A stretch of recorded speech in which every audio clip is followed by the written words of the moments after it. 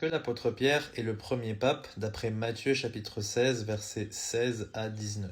Alors c'est un des passages que les catholiques utilisent le plus. Pour prouver cela, je vais vous expliquer bibliquement que ça ne tient pas du tout la route. D'abord, on va lire le passage, donc enregistrer cette vidéo, et après je vais vous donner un point de vue non catholique. Jésus, il demande à ses disciples, « Qui dites-vous que je suis ?» Ce à quoi Pierre s'empresse de répondre, « Tu es le Christ, le Fils du Dieu vivant. » Et Jésus répondit et lui dit, « Tu es béni, Simon Bar-Jonas, car ce n'est pas la chair et le sang qui t'ont révélé cela, mais mon Père qui est dans les cieux. » Et c'est là que les catholiques entrent en extase. « Et moi je te dis aussi que tu es Pierre, et que sur ce rocher je bâtirai mon église, et les portes de l'enfer ne prévaudront point contre elle. Et je te donnerai les clés du royaume du ciel, et tout ce que tu lieras sur la terre sera lié dans le ciel, et tout ce que tu délieras sur la terre sera délié dans le ciel. » Alors déjà, vous remarquez dans ce passage que Jésus, il n'est pas en train de dire « Tu es Pierre et sur toi je vais bâtir mon église ». Non, non, il y a Pierre et il y a autre chose que Jésus est en train de montrer.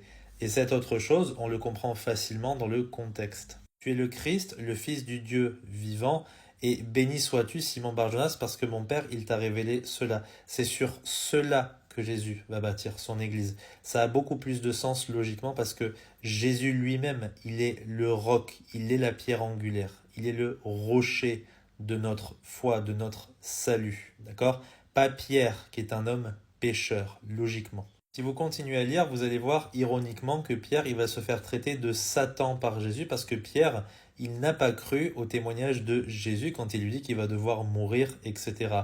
C'est pas vraiment un super candidat pour être un pape quand on se fait traiter de Satan. De plus, au chapitre suivant, sur le mont de la transfiguration, vous voyez que Pierre aussi, il va dire n'importe quoi. C'est même ce que l'évangéliste Luc va réitérer. Si vous allez encore plus loin dans l'évangile, vous allez voir que les apôtres, à un moment donné, ils se questionnent sur qui est le plus grand. Donc en fait, ils ont un espèce de débat très très puéril de maternelle là-dessus. Et Jésus, il va les remettre à sa place. Si Pierre était le premier pape, qu'il était le prince des apôtres, soi-disant, ben, il aurait pu sortir cette carte. Et c'est pas du tout ce qu'on voit. Oui, mais Pierre, il lui a donné les clés, il lui a donné le pouvoir de lier dans le ciel et de délier sur la terre. Ben, si vous allez en Matthieu chapitre 18, regardez ce qui est écrit. Je vous dis en vérité que tout ce que vous aurez lié sur la terre sera lié dans le ciel, et tout ce que vous aurez délié sur la terre sera délié dans le ciel. C'est pas seulement à Pierre qu'il a donné ce pouvoir, cette autorité, c'est aussi aux disciples, aux apôtres de manière générale, et par extension à tout prédicateur de l'évangile. Parce que c'est par l'évangile, par la connaissance de la vérité, qu'on peut savoir si une personne, en ayant elle-même cru en l'évangile, est liée dans le ciel ou si elle n'est pas sauvée, donc déliée du ciel. Maintenant, si vous allez dans le livre des Actes, au chapitre 15, vous allez voir que l'apôtre Pierre, il n'a pas du tout la prééminence parmi les apôtres. Ça semble même être Jacques qui va avoir le dernier mot dans les discussions. D'accord? Donc oui, Pierre est un pilier parmi les apôtres, mais Jacques l'est tout autant, si ce n'est plus à Jérusalem.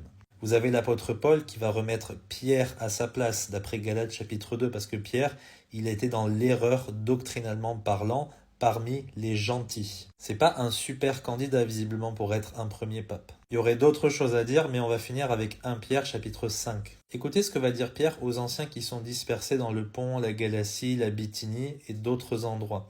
J'exhorte les anciens qui sont parmi vous, moi qui suis aussi un ancien, pas le prince des apôtres, pas le vicaire du Christ, certainement pas, je suis un ancien comme vous, et un témoin des souffrances de Christ et aussi un participant de la gloire qui doit être manifestée. Écoutez, paissez le troupeau de Dieu. Je ne suis pas le seul à paître le troupeau de Dieu, vous êtes en tant qu'ancien invité à le faire, le troupeau de Dieu qui est au milieu de vous, veillant sur lui, non par contrainte, mais volontairement, etc. Verset 3, non comme ayant la domination sur les héritages de Dieu, mais en étant les modèles du troupeau. Donc vous voyez comme quoi ça démolit la papauté.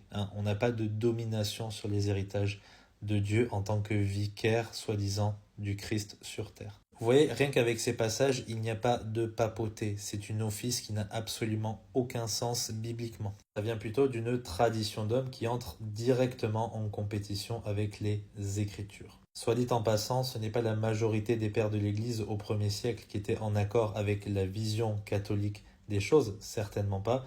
La majorité d'entre eux, au contraire, étaient en plein accord avec ce que nous disons, que ce n'est pas sur Pierre que l'Église a été bâtie, mais sur sa confession de foi, sur Christ, qui est lui-même le roc. J'espère que c'est clair pour vous. Que Dieu vous bénisse.